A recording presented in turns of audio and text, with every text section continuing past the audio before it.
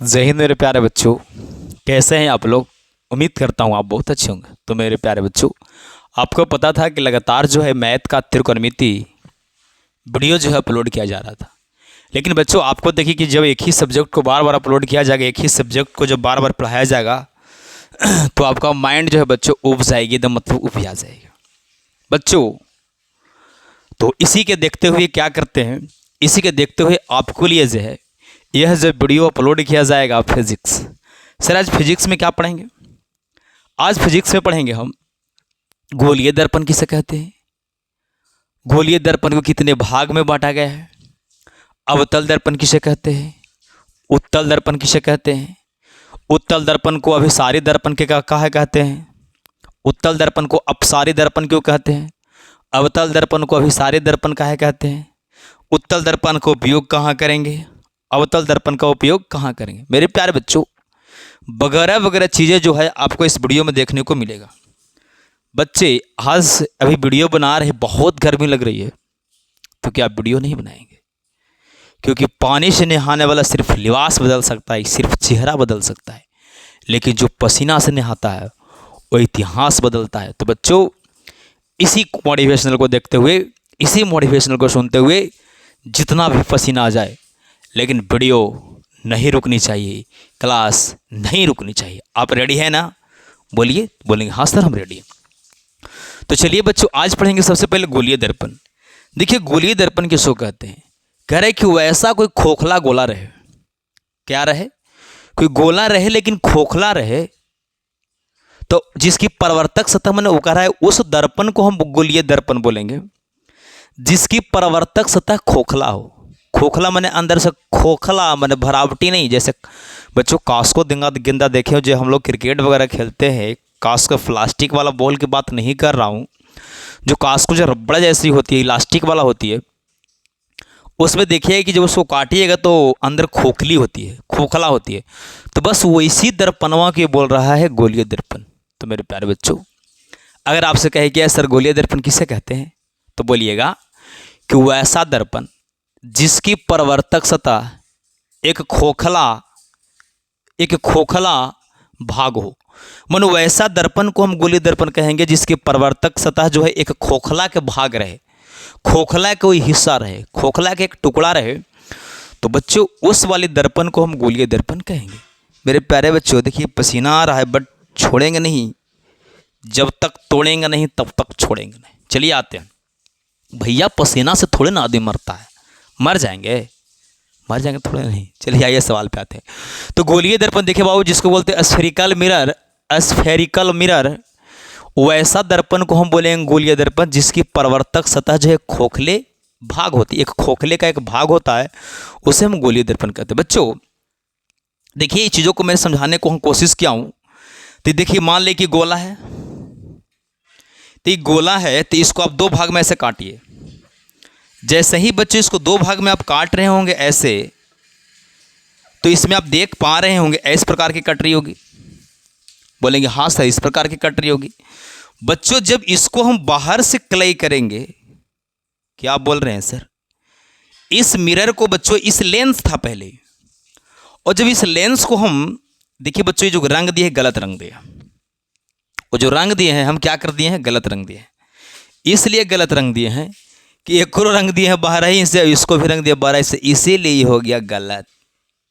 इसको अंदर से रंगना है जी, इसको अंदर से रंगे। इसको बच्चों फिर से हम अलग पार के दिखाने की कोशिश कर रहा हूँ। तो देखिए जब इसको हम दो टुकड़ा में किए, कि टुकड़ा सर? दो टुकड़ा।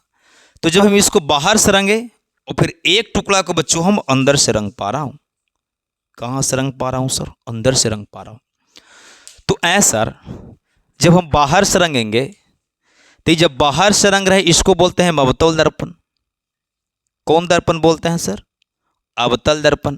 सर जिस दर्पण को अगर हम बाहर से रंगे उसको बोलेंगे अवतल दर्पण, और अवतल दर्पण को बोलते हैं कनकैव मिरर। कनकैव मिरर क्या बोलते हैं सर? कनकैव मिरर। अब सर जिसको बाहर से रंगिएगा, इसको मैं डालने की कोशिश करता हूँ क्योंकि पहले ही लिख देने से समाज जो है कम समझ में आती है। सामने लिखेंगे टीचर जो, और जो पहले ही से लिख के लाए हैं और डिजिटल बोर्ड पर ऐसे ऐसे करके बताएंगे। देखिए ये है बच्चों वैसा दर्पण जिसकी परावर्तक सतह खोखले गोले का एक भाग होता है, उस दर्पण को हम गोलीय दर्पण कहते रहे यार। बट टीचर इसलिए आपको रिस्पेक्ट देता हूँ क्योंकि आप गुरु हैं। बच्चों को ऐसे मत कीजिए, बच्चों को सामने लिख के दिखाइए, हर डिफिनेशन को सामने लिख के दिखाइए। CVX में पढ़ेंगे सत्ता में सजारी से आप क्या समझते हैं, इसको समझाइए चीज़ों को, तो फिर लिखाइए बच्चों। चलिए बकवास करते हैं। तो खोखला गोला के 2 भाग बढ़ गया, और अगर वो खोखला गोलवा को हम बाहर से रंगते हैं तो ये हो गया अवतल दर्पण, जिसको बोल रहे हैं हम कनकैव मिरर। और जिसको बच्चों हम अंदर से रंगते हैं उस दर्पण को बोलते हैं उत्तल दर्पण, और उत्तल दर्पण को बच्चों हम इंग्लिश में बोलते हैं कन्वेक्स मिरर। मेरे प्यारे बच्चों बात को समझ पा रहे हो? गोए सर गोला था, गोला को काटे तो 2 भाग आया, एक ई और एक ई। तो ई ऐसे है तो इसको बाहरे बाहरे रंगेंगे तो अवतल दर्पण होगा कनकैव मिरर। और जिसको अंदर से रंगेंगे मतलब धांसालका देने से रंगेंगे, उठलका देने से रंगेंगे तो अवतल, और धांसालका देने से रंगेंगे तो उत्तल। ओहो, उत्तल माने उठल, माने जो प्रकाश टकरा के जो लौटेगी वो उभरी हुई भाग से टकरा के लौटेगी। जैसे देखिए ये तो समझ गए कि उत्तल दर्पण है, समझ पाए ना? तो बच्चों यहां समझिए ये अवतल दर्पण थी और एक उत्तल दर्पण थी। तो आपसे अगर सवाल कर दे कि अवतल दर्पण किसे कहते हैं, तो आप देखिए इसको कलाई बाहर से किया गया है, तो मैं बच्चों इसको हम काट के अलग बताने की कोशिश कर रहा हूं। आप तो समझ गए अवतल उत्तल।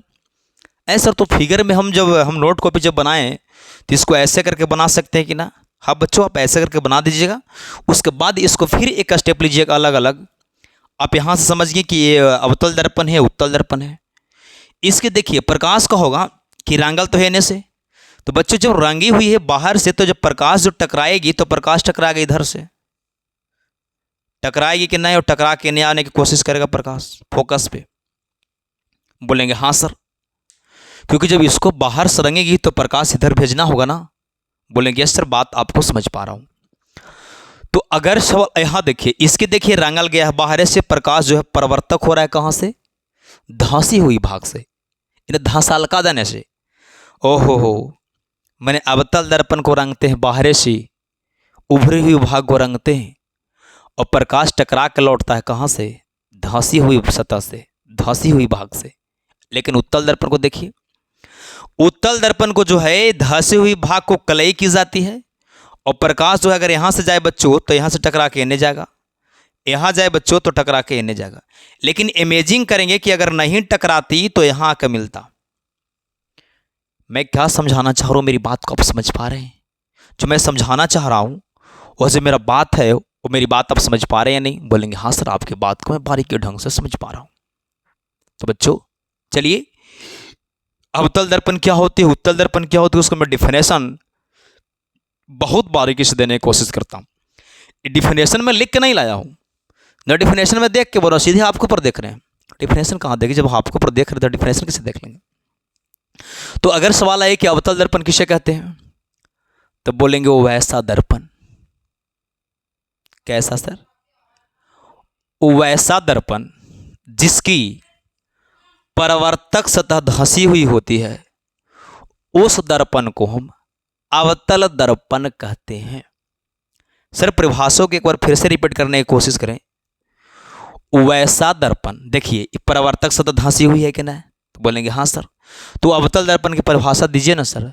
बोलेंगे वैसा दर्पण जिसकी परावर्तक सतह धंसी हुई होती है, उस दर्पण को हम अवतल दर्पण कहते हैं।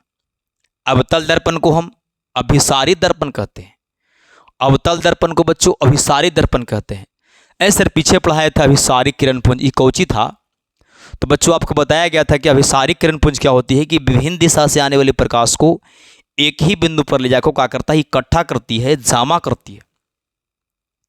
तो अवतल दर्पण भी वैसे क्या करता है सर? हाँ, अवतल दर्पण में देखिए यहां से प्रकाश भेजे, प्रकाश यहां से भेजे, टकरा के कहां पर आया? सब एक बिंदु पर आई। तो ये भी बच्चों क्या करता है कि सारा प्रकाश को इकट्ठा कर करके एक बिंदु यानी फोकस पर रोकने के काम करता है, इसीलिए अवतल दर्पण को हम अभिसारी दर्पण कहते हैं। अवतल दर्पण में प्रतिबिंब कैसा बनता है, वास्तविक या काल्पनिक? तो बच्चों काल्पनिक और वास्तविक दोनों बनता है। अवतल दर्पण में काल्पनिक भी बनता है और वास्तविक भी बनता है। उत्तल दर्पण में सिर्फ और सिर्फ काल्पनिक बनता है, क्योंकि उत्तल दर्पण को हम साइड मिरर के रूप में प्रयोग करते हैं और अवतल दर्पण को हम दाढ़ी, हजामा, सौर कुकर, सौर भट्ठी, रोगियों को नाक कान देखने में प्रयोग करते हैं। बड़ी टॉपिक आगे की बात है, अभी हम समझ रहे हैं कहाँ, वहाँ पर आप समझने की कोशिश करें। तो अवतल दर्पण का डिफिनेशन आप देख चुके हैं। ऐसा डिफिनेशन हम लिखेंगे, हाँ पहले लिखिए, पहले समझिए चीज़ों को, उसके बाद आप वीडियो को रोक के भी लिख सकते हैं।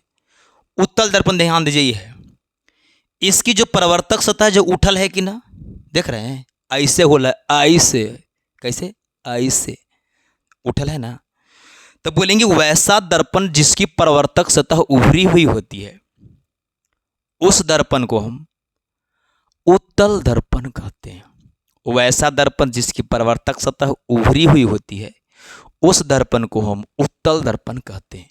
मेरे प्यारे बच्चों, मैं चीज़ों को इसको फिगर पढ़ लीजिए ऐसे, इसके बाद हम टाइप बाय टाइप जो है बताने की कोशिश कर पा रहा हूँ, ठीक है। ऐसे देखिए, वो फिगर को जो मैं बताना चाह रहा था, क्या सोच के उस फिगर को मैं पा रहा है, वो भी मैं आपको बता देता हूँ। देखिए समझिए, ये तो गोलीय दर्पण था। ये गोलीय दर्पण जो है, ये गोलीय दर्पण जो बीच बीच यहाँ पड़ी है, इसको बोलते हैं ध्रुव, इंग्लिश में बोलते हैं पॉल, PLOE, पॉल। पॉल समझिए मीनिंग, पॉल बोलते हैं, PLOE शायद होता है कि POL होता है पॉल। इसको बोलते हैं फोकस। ये बिंदुआ को बोलते हैं वक्रता केंद्र, और यहाँ से जो यहाँ तक दूरी है बच्चों, उसको बोलते हैं वक्रता त्रिज्या, जिसको हम डिनोट करते हैं C से, यानी बढ़का यार से। यहाँ से यहाँ फोकस दूरी, यहाँ से यहाँ वक्रता त्रिज्या, इसको बोलते हैं वक्रता केंद्र, इसको बोलते हैं ध्रुव। बच्चों यहाँ तक बात को मैंने समझाने की कोशिश की, भी आप जो है नोट को भी मैं ऐसे पार लीजिएगा। अब देखिए, गोलीय दर्पण को दो भागों में बांटा गया है, तो लिखेंगे कि गोलीय दर्पण को मुख्य रूप से दो भागों में बांटा गया है, पहला अवतल दर्पण और दूसरा उत्तल दर्पण। तो हम पहले देखते हैं अवतल दर्पण को। तो देखिए बच्चों, अवतल दर्पण क्या होती है, ऐसे होती है। इसका कलई जो है बच्चों हम बाहर से करते हैं। कहाँ से करते हैं सर? बाहर से करते हैं। कहाँ से करते हैं बच्चों? बाहर से करते हैं सर। यहाँ से बच्चों हम ऐसे करके यहाँ दिए, तो ए जो हुआ P हुआ, और P के बच्चों हम हिंदी में क्या बोलते हैं? ध्रुव। जी सर, मैं यहाँ तक बात को समझ पा रहा हूँ, आप आगे बढ़िए। यहाँ पड़ी है सर, इसको क्या जी बोलेंगे हम? इसको फोकस बोलेंगे। इसको क्या बोलेंगे सर? वक्रता केंद्र बोलेंगे। और जो ये होती है बच्चों, ये इन्फिनिटिव होती है, यानी सूतल 8। कौची से 8 सर? अगर हम सूतल 8 लिख दिए तो इन्फिनिटिव हो गया है, अनंत हो गई। मेरे प्यारे बच्चों, आप वीडियो बहुत लाइन बाय लाइन देख रहे हैं, इसके लिए थैंक बहुत बहुत धन्यवाद। अब समझिए बच्चों क्या हो रही है। अब कह रहे हैं कि फोकस किसे कहते हैं? तो देखिए, ये तो फोकस हो गया जिसपे प्रतिबिंब बनती है आके। ये वक्रता केंद्र हो गया, जो मन व्यासवा था, जिस बिंदु को लेकर के जो गोला घुमाया गया है, उस बिंदुआ को हम बोलते हैं वक्रता केंद्र।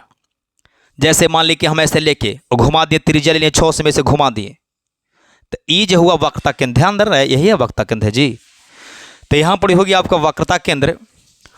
और देखिए, तो यहाँ से यहाँ तक की दूरिया क्या बोलते हैं हम? फोकस दूरी। यहाँ से यहाँ तक दूरिया क्या बोलते हैं? फोकस दूरी।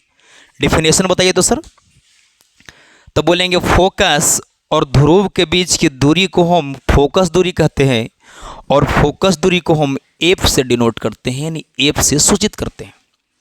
तो बच्चों यहाँ से अगर हम बात करें, पॉइंट मारना चाहे अगर, फोकस फोकस फोकस दूरी, क्या बच्चों? फोकस दूरी। तो फोकस दूरी को है P और F, यानी PF जो है फोकस दूरी है, इसको हम डिनोट करते हैं F से। समझ आ रहा है कि नहीं? क्या इसे डिनोट करते हैं सर? F से। छोटा F लिखिए, बड़ा लिखिए, F लिखिए, कोई दिक्कत नहीं है। F को हम बोलते हैं फोकस दूरी। आइए, यहाँ से जो यहाँ तक दूरी होगी, यहाँ से जो यहाँ तक दूरी होगी, यहाँ से जो यहाँ तक दूरी होगी बच्चों, इसको बोलते हैं वक्रता त्रिज्या। क्या बोलते हैं सर? वक्रता त्रिज्या। यहाँ से यहाँ तक जो दूरी होती है बच्चों, उसको बोलते हैं वक्रता त्रिज्या। यहाँ से जो यहाँ तक दूरी होती है, इसको क्या बोल रहे थे? फोकस दूरी। फोकस दूरी जिसको डिनोट करते हैं एफ से। ध्यान दीजिए, बस ज़्यादा इसमें नहीं पढ़नी है। ये वक्रता केंद्र किसे कहते हैं, फोकस किसे कहते हैं, ये सब उतना सवाल जो ऑब्जेक्टिव नहीं आती है, जो आता है जो बात को समझाना चाह रहा हूँ। ध्यान दीजिए, ये जो बच्चों फोकस होती है, ये एफ होता है वहाँ, ये ध्रुव और वक्रता केंद्र के बीच होती है। क्या बोले, ये जो फोकस होता है, ये फोकस ये ध्रुव और वक्रता केंद्र के बीच होती है। अब बताइए, जब यहाँ से यहाँ अगर 16 रहेगा, यहाँ से यहाँ तक अगर 16 रहेगा, तो यहाँ से यहाँ कितना रहेगा, बड़ा प्यार से बोलेंगे 8 रहेगा सर, समझ रहे ना। पूरा अगर तो यहाँ से यहाँ 8 रहेगी, तो यहाँ से यहाँ भी 8 होगी, बोलेंगे हाँ, यहाँ से यहाँ भी 8 हो, यहाँ से यहाँ भी 8 होगी। बच्चों अगर पूरा यहाँ से यहाँ तक अगर 20 होगा, तो यहाँ से यहाँ भी 10 होगी और यहाँ से यहाँ भी 10 होगी। वक्रता त्रिज्या का डिनोट किसे करते हैं सर, वक्रता त्रिज्या को डिनोट करते हैं बड़का आर से। क्या से, आर से। बात को तुम आराम से समझिए। ए सर इसका हाल समझा रहे, इसमें नॉमरिकल आवेगा, सिद्ध करने के लिए आवेगा F बराबर R/2, लेंस सूत्र, दर्पण सूत्र, F बराबर R/2 कहां से आया, चीजों को सिद्ध करें। एक एक पॉइंट को मैंने समझाने की कोशिश करूंगा, आप खाली लाइन बाय लाइन वीडियो को मेरा देखें। नहीं समझ में आती है कमेंट करें, और वीडियो को अभी तक लाइक नहीं किया तो वीडियो को अभी लाइक कर दें, और चैनल को अगर सब्सक्राइब नहीं किया तो बच्चों सब्सक्राइब कर दें। समझ रहे हैं ना, खाली देखते हैं। वीडियो को लाइक करिए जल्दी। तो यहां से बच्चे हम क्या समझे कि ध्रुव और फोकस के बीच की दूरी को बोलते हैं फोकस दूरी। वक्रता त्रिज्या किसे बोलते हैं, ध्रुव और वक्रता केंद्र के बीच जो दूरी होती है उस दूरी को बोलते हैं वक्रता त्रिज्या, और वक्रता त्रिज्या को हम डिनोट करते हैं आर से। मैं डिफिनेशन को फिर से बोल रहा हूं, डिफिनेशन रटा नहीं जाती है, चीजों को समझिए। फोकस दूरी क्या है सर, तो ध्रुव और फोकस के बीच की दूरी को हम बोलते हैं फोकस दूरी। फोकस दूरी को हम सूचित करते हैं एफ से। अब देखिए, इसको है वक्रता केंद्र, यह ध्रुव, यह फोकस, तो बोलेंगे वक्रता केंद्र और ध्रुव के बीच की दूरी को हम बोलते हैं वक्रता त्रिज्या, और वक्रता त्रिज्या को हम डिनोट करते हैं बच्चों आर से। देखिए बच्चों, अगर पॉइंट जहां प्रॉब्लम है वो बता सकते हैं, यानी कि अगर खाली यहां से बोले फोकस, तो फोकस के क्या लिखेंगे, तो फोकस को डिनोट करेंगे एफ से। फोकस दूरी फोकस चले गया। तीसरा स्टार की अगर बात करें तो सी क्या है, सी है वक्रता केंद्र। बात समझ रहे हैं, सी क्या है सर, वक्रता केंद्र। आर क्या है सर, आपको लिख दिए हैं, आर क्या है, बढ़का आर, इसको क्या है, वो है बउआ वक्रता त्रिज्या। क्या है सर, वक्रता त्रिज्या। और क्या बचा, ये तो अनंत है बच्चों। अब समझिए अवतल दर्पण का डेफिनेशन। अवतल दर्पण क्या, इतना चीज को समझ गए ना, ये सारा पॉइंट को आप लिखना है, सुरहा लिखना है। सवाल पूछिएगा, आप पूछेंगे नहीं, पक्का पूछेंगे, फिर से समझ लीजिए। ध्रुव को बोलते हैं पी, फोकस के बोलते हैं एफ, और फोकस दूरी को ही बोलते हैं हम एफ। समझ गए। ऐसे प्रतिबिंब यहाँ आके बनती है फोकस भी, सी को बोलते हैं वक्रता केंद्र, और यहाँ से यहाँ तक के बीच की दूरी बोलते हैं वक्रता त्रिज्या, यहाँ से यहाँ तक की दूरी को बोलते हैं फोकस दूरी। वक्रता त्रिज्या को हम आर से डिनोट करते हैं, फोकस दूरी को एफ से, और फोकस दूरी जो है वक्रता त्रिज्या के आधी होती है। आपको क्या समझा, ये बीच बीच है, पूरा यहाँ से यहाँ अगर 50 है तो यहाँ से यहाँ तक 100 हो, 25 होगा, यहाँ से यहाँ भी 25 होगा। पूरा यहाँ से यहाँ अगर 30 है तो यहाँ से यहाँ 15 होगा, और यहाँ से यहाँ भी 15 होगा। मेरे प्यारे बच्चों, मैं उम्मीद करता हूँ कि मैं अपनी बात को एकदम नस से नस आपको दिमाग में जो है बैठाने का काम एकदम धीरे धीरे कर रहा। मैं चैलेंज है, मुझे पूर्ण विश्वास है, लेकिन आप कमेंट करते रहिएगा कि आप जो है, मैं आशा करता हूँ आपसे कि मैं चीज़ों को पूरा बारीकी से समझा पा रहा हूँ, और मेरी गलत फहमी तो नहीं ना है। आप कमेंट कीजिए कि हाँ सर आपकी गलत फहमी है। बच्चों यहाँ तक बात को समझें तो क्या समझे, जो नॉमरिकल आता है कि फोकस दूरी वक्रता त्रिज्या की आधी होती है। पूछेगा डायरेक्ट कि फोकस दूरी वक्रता त्रिज्या के आधी होती है, दुगनी होती है, 1/3 होती है, चौगुनी होती है।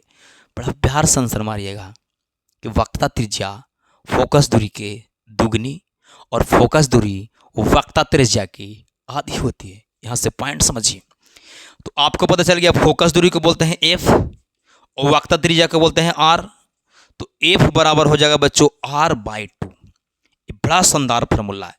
अगर बच्चों इसको नीचे में 1 लिखे, इसको सॉल्व करें तो एफ में ए थी, आर में 1 से गुना होगी तो आर होगी, एफ में 2 से गुना होगा तो 2f। तो यहाँ से पॉइंट दूसरा भी निकला। और स्टार मार के लिखिए, पॉइंट मारिए और लिखिए, और उसके बाद ये फार्मूला लिखिए। पॉइंट मारिए और लिखिए और इसको फार्मूला लिखिए। मैं बोल रहा हूँ, पॉइंट मार के लिखिए कि फोकस दूरी वक्रता त्रिज्या की आधी होती है। वक्रता त्रिज्या को 2 से डिवाइड करेंगे बच्चों तो आधा हो जाएगा ना। बोलेंगे हाँ सर आधा हो जाएगा। तो यहाँ से पॉइंट निकला कि फोकस दूरी वक्रता त्रिज्या के आधा होता है। यहाँ आया वक्रता त्रिज्या मतलब ई फोकस दूरी के दुगना होता है। ऑब्जेक्टिव आएगा कि वक्रता त्रिज्या फोकस दूरी के क्या होती है, तो दुगना, क्योंकि वक्रता त्रिज्या वहाँ है, फोकस दूरी है ही है तो दुगने ना होगा।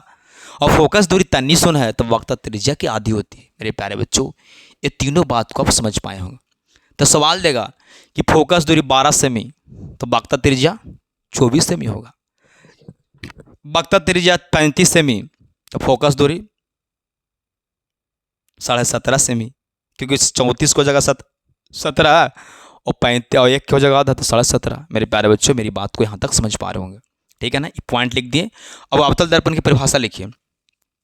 वैसा दर्पण, कैसा दर्पण? वैसा दर्पण जिसकी परावर्तक सतह, देखिए जगह से प्रकाश टकरा के लौटेगा उस दर्पण को बोलते हैं अवतल दर्पण। चीज़ों को देखिए, फिर से मैं पार के समझाना चाह रहा हूँ। यहाँ तक पॉइंट को आप लिखिए स्क्रीनशॉट, नहीं तो अगर पीछे करके वीडियो क्या करेगा स्क्रीनशॉट ले लीजिएगा। ये चीज़ों को मिटाते हैं क्योंकि इससे कोई फ़ायदा उदा है नहीं। तो बच्चों आप जो है वीडियो को खाली पूरा देखते रहिए ना, बात करिए ना, पूरा नहीं लिखिए, बात को फिर से समझिए। अवतल दर्पण को देखिए पार हम क्या बोले अवतल दर्पण में। अवतल दर्पण के डिफिनेशन सुनिए। वैसा दर्पण जिसकी परावर्तक सतह धंसी हुई होती है उस दर्पण को हम अवतल दर्पण कहते हैं। वैसा दर्पण जिसकी परावर्तक सतह धंसी हुई होती है उस दर्पण को अवतल दर्पण कहते हैं। डेफिनेशन उम्मीद करता हूँ आप लिख पाए होंगे। अगर नहीं लिखे होंगे तो वीडियो को रोक के फिर से लिखिए। अवतल दर्पण किसे कहते हैं? तो वैसा दर्पण जिसकी परावर्तक सतह धंसी हुई होती है उस दर्पण को हम अवतल दर्पण कहते हैं। मेरे प्यारे बच्चों, अब देखिए, ये तो हो गया ध्रुव, ये हो गया फोकस, ये हो गया वक्रता केंद्र और ये हो गया सूता लाट। बाकी ये तो हो गया ऊठा लाट जी, फिर हो गया आधा आठ, ये तो हो गया आउट 8। समझ रहे ना, कलम चेंज कर देते हैं अपने हो जाएगा, ठीक है। अब देखिए बच्चों, प्रकाश यहां से जा रहा है, टकरा के फोकस पर मिलेगा। प्रकाश यहां से जा रही है, टकरा के फोकस पर मिलेगा। प्रकाश अगर यहां से भी जा रही है तो टकरा के फोकस पर मिलेगा। प्रकाश अगर यहाँ से भेज रहे हैं तो टकरा के कहाँ मिलेगा बच्चों? फोकस पर। सारा के सारा प्रकाश फोकस पे मिला।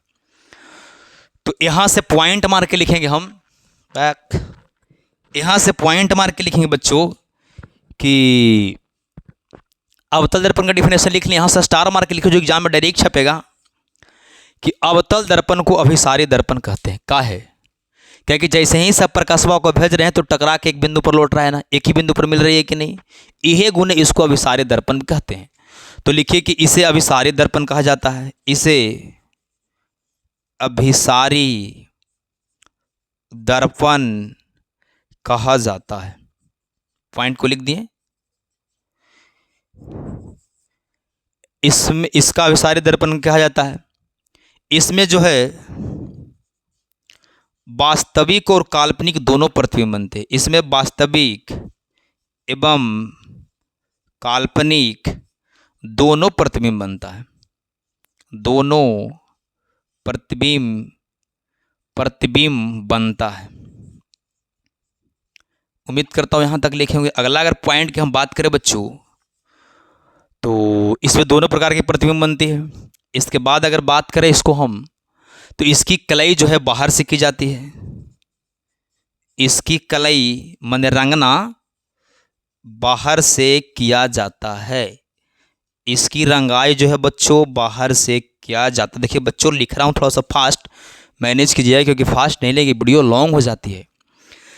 इसकी परावर्तक सतह जो है धंसी होती है। इसकी परावर्तक सतह धंसी हुई होती है। धंसी हुई होती है। इसको एक प्रयोग यहाँ पर आप लिख लीजिए, ऐसे में इसका प्रयोग आगे लिखाएंगे, रूई के नाकन डायरेक्ट लिखाएंगे इसका उपयोग। इसको जो है अभिसारी दर्पण कहते हैं। इसको अगला पॉइंट देखिए, इसको हम हजामत बनाने में काम करते हैं। हजामत बनाने में इसका प्रयोग किया जाता है। हम बोल रहे थे बच्चों, अगर वीडियो कट रही होगी तो पीछे माइनेज कीजिएगा। यहाँ तक उतारी चीज़ों को मैं उसके बाद लेना चाहता हूँ। इस सारा का सारा पॉइंट जो बच्चों आप याद रखिएगा। अब चलिए हम सीधे आते हैं कहाँ सर, सीधे कहाँ आते हैं, सीधे आते हैं उत्तल दर्पण पे। अवतल दर्पण हो गया ना, इसके बाद हम एक दर्पण लेंगे, अवतल, समतल और उत्तल। ये अगले वीडियो में तीनों को एकदम सॉर्ट आउट करने की कोशिश करूंगा और तीनों को एकदम नस्ते नाबूद कर देंगे, एकदम पोस्ट मास्टर कर देंगे, पोस्ट मास्टर चीज़ों को समझिए। हम अवतल दर्पण का उपयोग बताएंगे और अगले वीडियो में एक सवाल ये रहेगा, आपको कमेंट कर देना है अगले वीडियो में फिर से, कि अवतल दर्पण को अभिसारी दर्पण क्यों कहते हैं, समझाइए। एकदम ही बदनाम सवाल है, बड़ी बार आया एग्जाम में, इन साल भी चांस से क्या आएगा। अवतल दर्पण को अभिसारी दर्पण क्यों कहते हैं, लिखें चाहे समझाएं बच्चों। चलिए इसको मिटाते हैं, हम अगला दर्पण पर आते हैं। स्क्रीनशॉट लीजिए, ये सारा का सारा पॉइंट याद रखिएगा। अगला दर्पण के क्या नाम है सर, उत्तल दर्पण। क्या नाम है सर, उत्तल दर्पण। क्या नाम है सर, उत्तल दर्पण। देखिए मैं इसको लिखने की कोशिश करता हूं। अगला कैसे है सर, दर्पण ऐसे रहे सर, इसको रंगे कहां से हम, इस दर्पण की कलई जो है बच्चों अंदर से की जाती है। कहां से की जाती है, अंदर से की जाती है।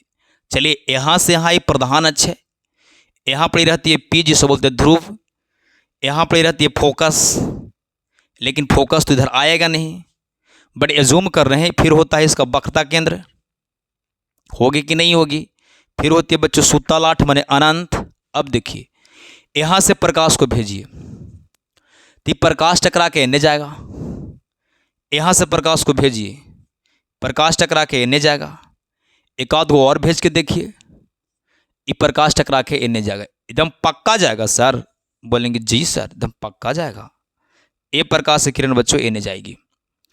अब चीजों को समझिए, कौन दर्पण ही है सर, ये बउआ उत्तल दर्पण हवा। कौन दर्पण, उत्तल दर्पण, जिसको इंग्लिश से बोलते हैं कन्वेक्स मिरर। कौन सी बोलते हैं इंग्लिश में sir, convex mirror, MIRROR, convex mirror. मेरे प्यारे बच्चों, इस दर्पण को देखिए क्या है, प्रकाश टकरा के लौट रहा है तो ये उठल है कि ना, प्रकाश जब टकरा के से लौट रही है तो ये उठल है ना ऐसे, तो उत्तल, तब परिवर्तक उससे उत्तल और उससे उठल, तो इसकी परिवर्तक सतह जो है उठल रहेगा, और उठल रहेगा मतलब उभरी हुई रहेगी। तो यहां से पॉइंट धरेंगे कि उत्तल दर्पण की परिवर्तक सतह उभरी हुई होती है। दूसरा पॉइंट, उत्तल दर्पण की कलई जो है अंदर से की जाती है, मैंने जने से गोलवा कटा ना, उन्हीं से इसको हम कलई करते हैं, मतलब उसी दिशा से इसको हम रंगते हैं। अब देखिए दूसरा पॉइंट, तीसरा पॉइंट देखिए कि इसको जब प्रकाश किरण हम भेज पा रहे हैं तो प्रकाश किरण का हो रहा है फैल जा रहा है, लेकिन इसको एजूम किया है कि अगर नहीं फैलता तो यहाँ आके मिलता, अगर नहीं फैलता तो कहाँ आके मिलता, यहाँ पर मिलता फोकस पे।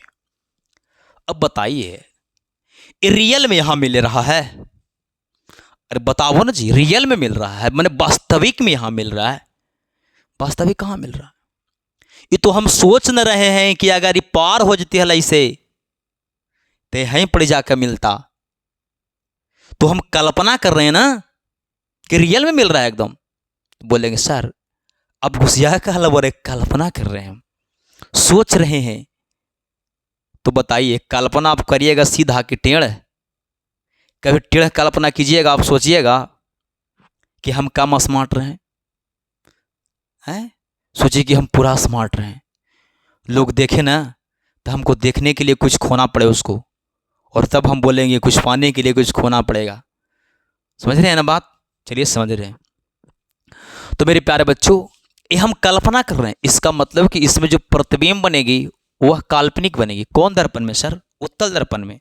सर तो उत्तल दर्पण में काल्पनिक प्रतिबिंब कैसे याद रहेगा बच्चों, इसका प्रतिबिंब रियल में थोड़े ना बन रहा है, वास्तव में रियल में नहीं, अति रियल नहीं बन रहा है, कल्पना कर रहे हैं, काल्पनिक प्रतिबिंब। रियल बनेगा, कल्पना ना कर रहे हैं जी, रियल हो जाएगा उल्टा। काल्पनिक रियल का पीछे बोल दिए बच्चों, फिर से देख लीजिए मैनेज करके। इसमें काल्पनिक प्रतिबिंब बनती है, वो काल्पनिक के मतलब वस्तुएं सीधा दिखाई देगी। ओके, चलिए आते हैं। अब तो यहां से देखिए कि इस प्रकाश को इन्होंने भेज रहा है, यह गुण इस दर्पणमा को हम बोलेंगे अपसारी दर्पण। कौन से दर्पण सर? अपसारी दर्पण। कौन दर्पण? अपसारी दर्पण। ध्यान दीजिए। तो यहां से पॉइंट है, पहले डिफिनेशन बोलिए तो सर, डिफिनेशन को हम लिख रहे हैं, लिखिए। उत्तल दर्पण किसे कहते हैं?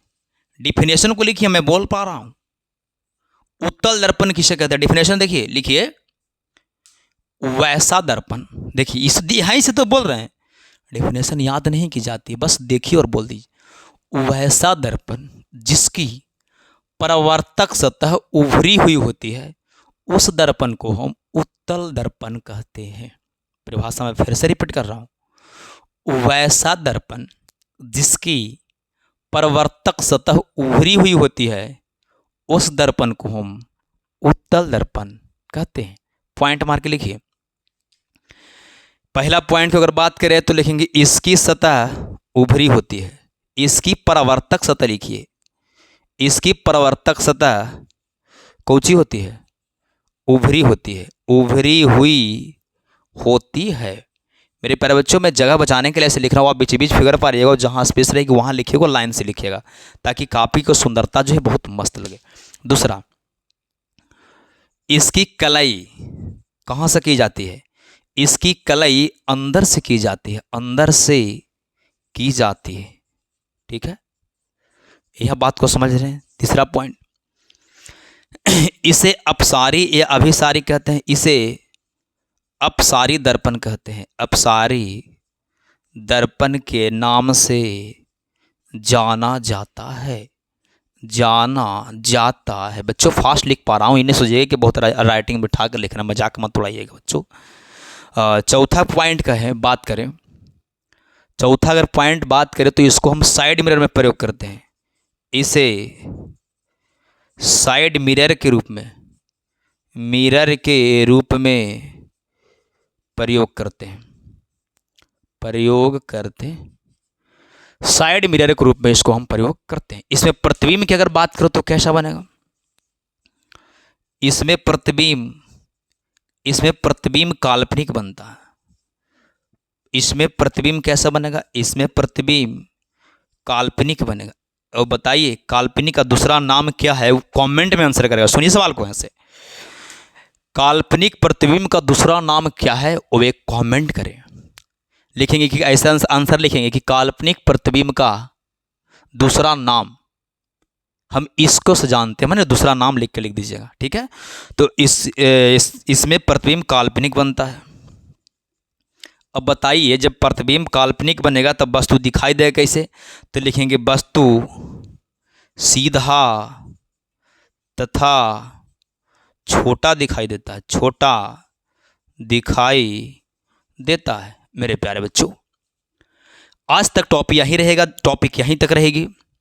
ये अगले जो वीडियो लेंगे हम इसको और डिटेल लेंगे। आप खाली चीज़ों को सुनते रहिएगा, वीडियो स्किप नहीं कीजिएगा। मैं चैलेंज करता हूं कि अगर 10th क्लास का एग्जाम दे जाइएगा और जौन चैप्टर मेरे से आप पढ़ लिए हैं, आप उस चैप्टर का जाकर ऑब्जेक्टिव किसी भी प्रकाशन से देख लीजिएगा। मैं चैलेंज करता हूं कि ना तो एक ऑब्जेक्टिव ना तो एक सब्जेक्टिव छूटेगी। अगर छूट जाती है बच्चों तो कमेंट कीजिएगा, हम उस कमेंट को बहुत प्यार से लेंगे और उस कमेंट को मैं बताने की कोशिश करूंगा।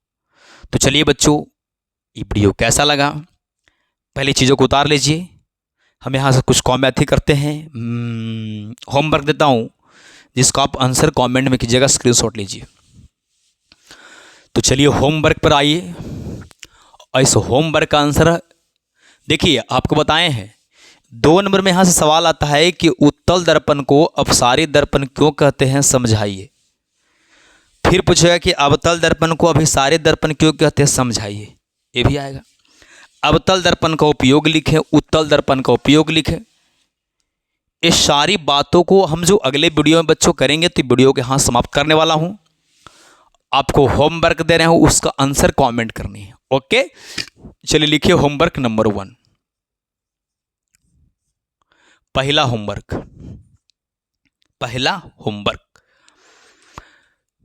कौन दर्पण को अभिसारी कहते हैं? कौन दर्पण को अभिसारी कहते हैं? अभिसारी कहते हैं। इसको आंसर खाली करना है। उत्तल को कहते हैं कि अवतल को कहते हैं कि समतल को कहते हैं? तो लिखना ऐसे कि उत्तल को अभिसारी कहते हैं। अगर आंसर आपको माइंड में आवे कि अवतल को अभिसारी कहते हैं तो लिखिएगा अवतल दर्पण को हम अभिसारी दर्पण कहते हैं। दूसरा सवाल, दोनों प्रतिबिंब कौन दर्पण में बनता है? दोनों प्रतिबिंब कौन सा दर्पण में बनता है? कौन सा दर्पण में बनता है? बच्चों आप कमेंट कीजिए, जरूर कमेंट करें। तीसरा सवाल, तीसरा, ब्लड, चाहे घिसा कागज लिखिए, घिसा हुआ कांच, घिसा हुआ कांच पारदर्शी है कि पारभासी है? पारदर्शी है, पारभासी है, यही दो में से कमेंट करना है, पारदर्शी की पारभासी। चौथा सवाल पर आइए, चौथा सवाल पर आइए।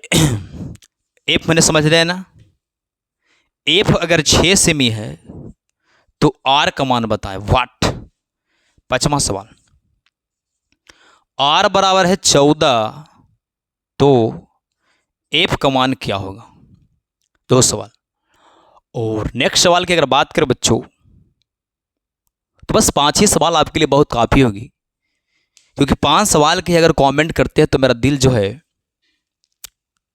एकदम हरा भरा हो जाता है आपका कमेंट देख के। आपको कमेंट का हम इंतजार करते रहे कि मेरा बच्चा कखनी कमेंट करेगा, उसका कमेंट कब आता है और सबसे प्यारा सा कमेंट कब आता है बच्चों। इसलिए आप कमेंट जरूर करो, वीडियो को फुल वॉच करें यार। कभी कभी मन ना लगे तो चालू करके भी सूझ जाइए, क्या करिएगा, मन नहीं लगेगा था। बट कोशिश कीजिए, वीडियो को देखिए, और जो आपको अच्छे दोस्त हैं उनके पास वीडियो को शेयर करिए। अभी तक वीडियो को अगर लाइक नहीं किया तो वीडियो को लाइक कर दें, एक प्यारा सा कमेंट करें, और उस चैनल पर अगर नए हैं तो चैनल को सब्सक्राइब कर दें। तो बच्चों कैसा लगा वीडियो वो जरूर कमेंट करें, आपको कमेंट का इंतजार रहता है। यहाँ तक वीडियो रुक कर देखने के लिए आपको बहुत बहुत धन्यवाद बच्चों, बहुत बहुत धन्यवाद। Thank you, love you.